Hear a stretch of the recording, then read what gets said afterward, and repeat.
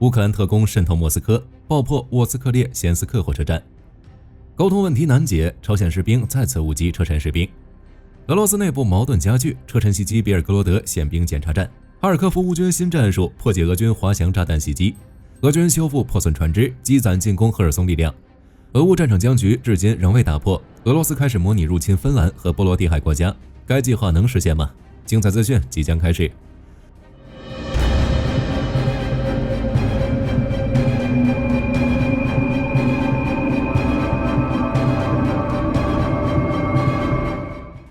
在俄罗斯战场，乌克兰情报局麾下的特工再接再厉，目标直指沃斯克列先斯克的火车站，这里距离莫斯科中心仅80公里。据悉，乌克兰特工在经过一番侦查后，成功在该火车站内安放了爆炸装置，随后退到安全区域进行远程引爆。据传出的现场画面显示，火车站和部分列车发生多起爆炸，并迅速被点燃。而乌克兰特工在拍好视频后，安全撤离了现场。随后，乌克兰承认了此次袭击，并透露这些列车是俄军后勤系统的一部分，里面装满了俄军的补给和装备。截至目前，俄罗斯尚未回应此事。不过，近来乌克兰特工已经多次深入莫斯科，接连发动了多起行动，不仅干扰了当地俄军网络，还摧毁了当地数个俄军工厂，始终让俄罗斯内部处于高压状态。前线方面，库尔斯克地区29日，俄朝联军继续对乌克兰阵地发起人海冲锋，但没有取得任何确认进展。反而在达里诺角洛克尼亚推进过程中，朝鲜士兵再次向车臣特种部队开火，导致8名车臣士兵被误杀。不过该消息尚未得到证实。乌克兰军事观察员布图索夫报告说，糟糕的配合和沟通导致俄朝联军损失增加，加上乌克兰火炮和无人机的打击，俄军装甲车的数量急剧减少，已经放弃大规模进攻，改为破坏和侦察小组的小规模渗透。在克鲁格伦科方向，乌军还对这里的俄军发起了袭击，目前暂无消息传出。此外，战争研究所援引俄罗斯内部消息人士的话报道称，12月29日，萨帕德艾哈迈德营的车臣人员在就车辆文件发生争执后，袭击了别尔格罗德市西南部的戈洛夫奇宪兵检查站。可见，车臣与俄罗斯正规军之间的关系并不像卡德罗夫和普京宣传的那样好，忠诚什么的，在如今的俄罗斯内部一无是处。哈尔科夫方向战线没有确认变化，俄方自己也承认，在沃夫昌斯克进行了数月的阵地战，但仍未实现普京要求的将乌军推离别尔格罗德国际边界的目标。之所以会有这样的结果，离不开乌军战术的不断更新。如此前，乌军开创性使用无人联合战术，无伤拿下俄军阵地，使用 FPV 无人机加装小型火炮拦截俄军无人机，进行无人机空战；又或是现在乌军开始使用机枪、无人机和电子干扰来对抗俄军滑翔炸弹。哈尔科夫州军事管理局局长奥列赫·西内胡伯夫12月29日表示，俄军自2024年3月起就不断对哈尔科夫州进行第30制导和 FAB-250-500非制导滑翔炸弹的打击。但据乌克兰哈尔科夫集团军发言人叶夫赫尼·罗曼诺夫中校表示，乌军先是摧毁了俄罗斯境内几个储存制导滑翔炸弹的大型弹药库，减少了俄军制导滑翔炸弹的库存。之后又考虑到滑翔炸弹缺乏热能特征，便携式防空系统无法瞄准等因素，开始采用机枪组合和电子干扰的方式进行防御。因此，自11月份开始，俄军就再也没对哈尔科夫市进行过任何制导滑翔炸弹袭击，并且对哈尔科夫州北部边境地区的滑翔炸弹袭击频率也大幅下降，甚至已下降为用见证者无人机进行袭击。恰索夫亚尔方向，双方在城市中部耐火材料厂的战斗仍在继续。乌军还在南部库尔久米夫卡附近使用无人机加地雷的组合击退了俄军进攻，并摧毁俄军3辆 T72 坦克、4辆 BMP 步战车，且至少有51名俄军被清除，57名俄军受伤。此外，乌军还使用带有铝热剂的龙式无人机袭击了西夫斯基附近的俄军阵地。红军村方向，乌军的阻击和反击也在持续。据29日地理定位录像显示，双方最近交战于皮萨内东郊、辛利扎维夫卡以及辛特罗斯克。乌克兰旅发言人表示，近期俄军几乎从不使用机动设备，只是不断发动步兵攻势，伤亡巨大。乌克兰军事观察员称，俄军为了尽快拿下红军村，俄军第433和第506摩托化步枪团目前正在第74摩托化步枪旅的支援下，从舍普琴科向皮萨内、科特林、泽沃列沃进攻。作为先锋的俄军第90坦克师则一边沿着沃皮林卡镇至诺沃瓦西里夫卡一线进攻，一边在乌克兰因卡和亚塞诺维附近活动。南部赫尔松方向，乌克兰南方司令部12月29日报告称，俄军袭击了乌克兰在江津岛的阵地，但并未取得任何进展。阿特什游击队组织12月29日的报告显示，俄军正利用塞瓦斯托波尔第91海军修理厂修理那些被俄军自己造沉的俄军船只。同时有消息称，为了保护科赤大桥、俄罗斯港口和海军基地设施，俄军还在克拉斯达诺尔边疆区伊里西附近额外加装了铠甲 S1 防空系统，并利用民用渡轮将军事装备从库班地区运送到克里米亚。截至12月29日，乌军新增伤亡1730人，坦克损失5辆，装甲车损失11辆。从数据上，俄军仍是以人海冲锋和渗透小组的模式为主，整个战场局势则处于僵持状态。2024年即将结束，俄罗斯彻底占领乌东4州的目标仍未达成。截至目前，俄军占据99%的卢甘斯克州领土，66%的顿涅茨克州领土，以及各73%的扎波罗热州和赫尔松领土。目前，俄军的主攻方向是顿涅茨克州，战略目标是尽快占领该州。想要达成该目标，俄军还需要再占领约8000平方公里的土地。只不过，按照今年9、10、11月份俄军以12.58万人换取2000平方公里乌克兰土地的伤亡推算，俄军想要抢占这8000平方公里的土地，还会付出至少50万人的伤亡。而若按照乌军总司令希尔斯基说的，2024年一整年，俄罗斯在乌克兰损失42万1000人，却只占领乌克兰约3300平方公里的数据推算，则需要再付出超100万人的人员损失，这明显是俄罗斯不能承受的。要知道，自2022年开战以来，按照英国国防部的数据，俄军总计伤亡才75.3万人，其中约19.8万人死亡。乌克兰方面，2024年是艰难也是幸运的一年。这一年底，乌军不断获得北约军事援助，下到单兵防护、各类弹药，上到爱国者、F-16远程导弹，甚至还被允许打击俄罗斯境内目标等，迫使俄军战机全面后撤，空袭难度显著增加。同时，乌克兰自己还大规模自产各式无人机和导弹，弥补战场劣势。作战方面，乌军整体以守势为主，加上因兵力限制，乌军为了减少伤亡，采取了以领土换俄军最大伤亡的防守策略。据估计，自开战以来，乌军伤亡约41.3万人，其中约4.3万人死亡。此外，在战术上，乌军也别出心裁，尤其是在今年8月份，乌克兰兵出库尔斯克，10天就占领了超过1000平方公里的俄罗斯领土，令莫斯科陷入被动，至今都无法全部收复被占领土。其实，今年5月份时，俄军曾出动5万兵力，想要在哈尔科夫建立缓冲区，但一直未取得突破性进展。在8月乌军反攻库尔斯克后，俄军又被迫回防，此处战线就逐渐陷入停滞。由此可见，2024年俄乌双方都曾意图开辟新战线，搅动战场，赢得胜利。俄军甚至为了保持乌东攻势，还求援朝鲜出兵1.2万人稳住库尔斯克。但如今都年末了，俄乌战场的僵局仍未被打破。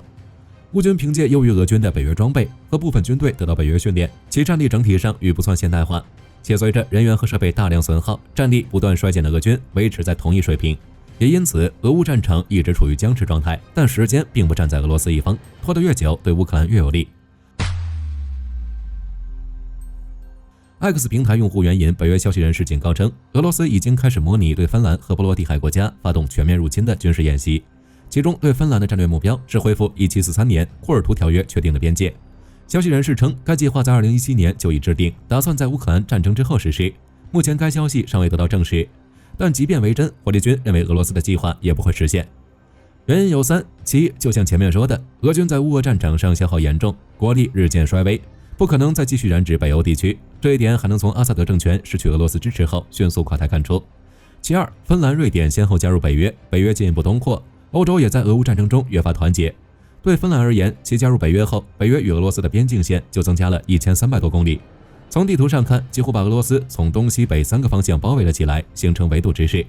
而且芬兰加入北约后，其首都赫尔辛基距离爱沙尼亚首都塔林才不到70公里。若是开战，相互之间是可以快速提供军事增援的。与其他欧洲国家冷战后大批裁军、强调经济发展和融合不同，芬兰一直遵循2战前的征兵制度，是欧洲国家中一直在为潜在战争做准备的国家之一，因此其拥有一支可随时开战的军队。据悉，芬兰战时可动员的兵力多达28万，预备军人87万，拥有1500门火炮，是欧洲最大的火炮群之一。在现代化中，芬兰还不断对空军进行投资，其订购有64架 F-35和列装有55+7架 FA-18CD 型号。因此，即便现在开战，芬兰也能为北约领空防御提供62架现代化战斗机。反过来说，北约的东扩自然加剧了对俄罗斯的安全威胁，因此俄罗斯必须分兵来加强其西部和西北部的军力部署。现实中，俄罗斯也是这么做的，也因此俄罗斯军事负担再次加大，战略空间再次缩小。其三是因为俄罗斯能源经济顶不住了。受乌军无人机袭击影响，俄罗斯炼油厂的产量已经降至12年来的最低水平。据数据显示，2024年俄罗斯原油加工量为 2.669 亿吨，比往年平均水平的 3.32 亿吨每年少 20%。欧盟第15轮、第16轮还对俄制裁力度将越来越大，甚至已经在考虑将俄罗斯石油上限从$60压到$40，加上乌克兰又切断了俄罗斯天然气过境，导致俄气在欧洲的市场进一步萎缩，以及随着特朗普上台，美国加大能源开采、沙特降价抢占市场等因素，俄罗斯靠能源支持战争的做法将愈发困难。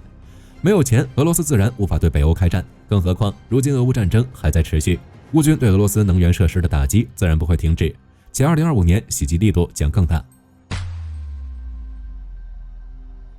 中东重燃烽火，塔利班激战巴基斯坦。据24媒体报道，当地时间12月28日，巴基斯坦同塔利班正在霍斯特和帕克蒂亚地区激战。塔利班方面称，巴基斯坦空军对塔利班的阵地发动了空袭，现场正不断传出剧烈的爆炸声。随后，塔利班发起反击，并在霍斯特市的杜兰县附近同巴军展开交火。接着，塔利班宣布已攻入巴基斯坦境内，并占领了几个军事哨所。据悉，这是双方于近期爆发规模最大的冲突，并将战火各自烧到了对方境内。至于未来战事会如何发展，仍需进一步观察。与此同时，以色列再度对真主党发起了大规模空袭。根据摩萨德声明，12月28日凌晨，以军袭击了叙利亚黎巴嫩边境的真主党武器转运站。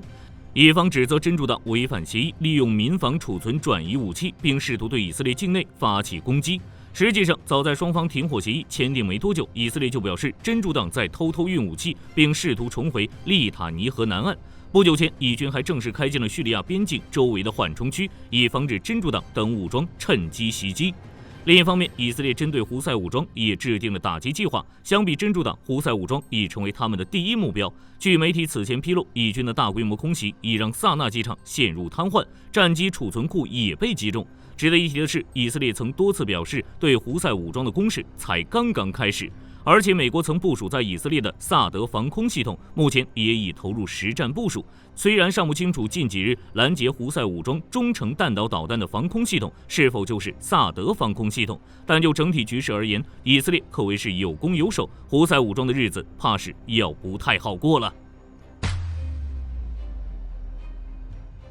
据美联社报道，近日俄罗斯总统普京在圣彼得堡出席了欧亚经济联盟会议，该联盟还包括亚美尼亚、白俄罗斯、哈萨克斯坦和吉尔吉斯斯坦。其中，亚美尼亚总理尼科尔·帕西尼扬由于身体原因取消了行程，仅通过视频形式参加会议。实际上，近段时间以来，亚美尼亚一直试图减少与俄罗斯的联系，并与欧洲国家建立更密切的关系。因此，在会议期间，作为俄罗斯的忠诚支持者，白俄罗斯总统卢卡申科几度向亚美尼亚发难，敦促帕西尼扬下次会议访问白俄罗斯。但由于卢卡申科支持阿塞拜疆，且帕西尼扬此前还决定冻结白俄罗斯的高层访问，因此帕西尼扬已经表示，下次会议仍将通过视频通话参加。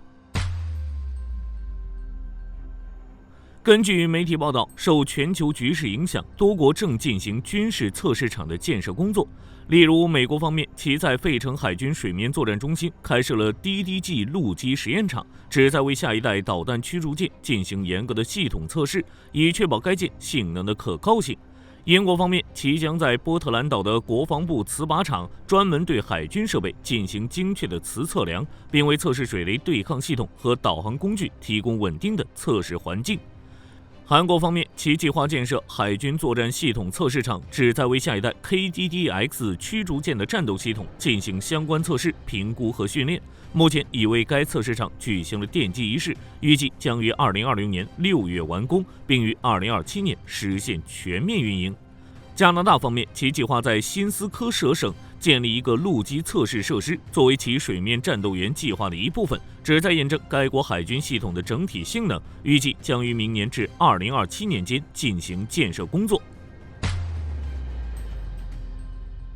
根据韩媒报道，韩国在护国2024军演中展示了多款无人装备。首先，在渡河项目中展示了无人水面艇海龙与水龙自主渡河装备，其中海龙参与了多项兵种的协同渡河训练，而水龙则接连完成航渡抢滩和野外机动训练。据韩国军方介绍，这两款装备均为首次接受实战化检验，其中海龙于今年1月完成作战实验，当前正处于初始战力生成阶段，而水龙则于6月列装韩国陆军第25步兵师。其次是在防空反导作战项目中，韩国军队首次组织无人机部队与导弹营和防空部队协同开展完整的杀伤链闭合训练。在此过程中，无人机不仅联合有人战机向目标发起梯次攻击，还充当中继通信节点和模拟靶机，担负战场保障任务。此外，据韩媒进一步报道，韩国军队之所以要大规模展示无人装备，主要是为了对外展示该国在该领域取得的成果。自2022年6月起，韩国先后成立了无人海军司令部、无人机作战司令部等诸多无人装备试点及筹建单位，并设定在2024年、2027年和2040年明确具体目标与任务。其中，韩国无人海军司令部表示，该国水面无人舰艇在海军舰艇中的总占比已由2022年底的1%提升至约10%，并计划到2035年进一步提升至30%。韩国无人机作战司令部则表示，目前韩国军队现役无人机数量接近3000架，未来3年内或将突破4000架。同时，韩国空军正加紧研发新一代无人机，并打算从波兰引进数百架战友系列无人机。此外，韩国空军还推出了 AI 飞行员概念，且目前已在虚拟空间完成诸如躲避障碍物等多种能力的学习，预计从明年起将与有人机编队飞行进行实测。据路透社报道，奥地利政府计划采购12架 M346FA 战机，以取代于2020年底退役的萨博105战机，总价值约10亿欧元。该战机由意大利莱昂纳多公司研发，是 M3346教练机的轻型战机版本，翼展 10.14 米，机身全长 11.49 米，最大飞行速度每小时1065公里，飞行高度13715米。其具备攻击与教练2种任务功能。在攻击方面，机身有7处外部武器挂点，能整合不同类型武器，例如空对空与空对地弹药、机炮加仓、激光标定加仓、侦照加仓，还可以与头盔显示器整合。在教练方面，其加装有新一代装备与感应器，例如莱昂纳多公司开发并针对 M346改良的多模组式 Grifa M346机械扫描雷达，可使其模拟空中加油任务。据日本共同社报道，12月26日，日本航空公司外部系统于当日清晨遭到网络攻击，造成系统出现异常，导致相关的售票作业、航班均受影响。随后，日方进一步披露了详细信息。截至当天上午10时左右，这波网络攻击已造成日本航空公司9个国内航班延误，时间最长达到1个小时，且预计国际航班也将受到影响。对此，日本航空公司表示将提升安全防护力度，并且会彻查此次攻击来源。值得一提的是，除日本航空公司外，日本另外一家大型航空公司全日空则表示，该公司系统目前运营正常，并无遭到攻击的迹象。因此，这次网络攻击可能是针对日本航空公司的一次特殊行动。此外，前几日美国航空公司也曾因为网络硬件设备出现技术问题，短暂停止了所有航班运作。目前尚不清楚美日航空公司出现的问题，两者之间是否存在联系。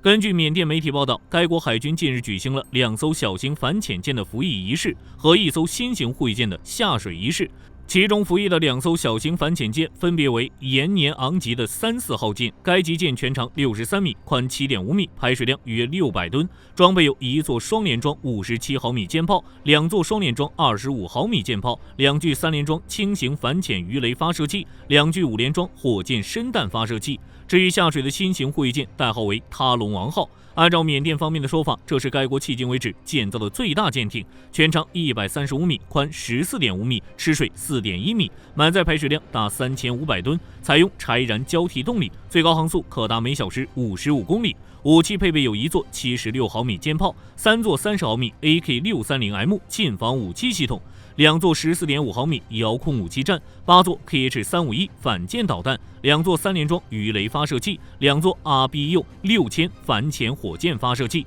此外，据缅甸官方此前报道，该舰还在前甲板布置了2组8联装导弹垂直发射装置，因此这也是缅甸首艘配备垂发系统的战舰。待其正式交付之后，可用于执行安全巡逻、监视和保卫领海以及救援行动等多种任务。好了，本期节目到这里就结束了。大家认为俄乌战争是否处于僵持状态？俄罗斯又是否会在俄乌战争后对北欧、东欧一些国家动手呢？欢迎在评论区留言讨论。我是火力军，下期见。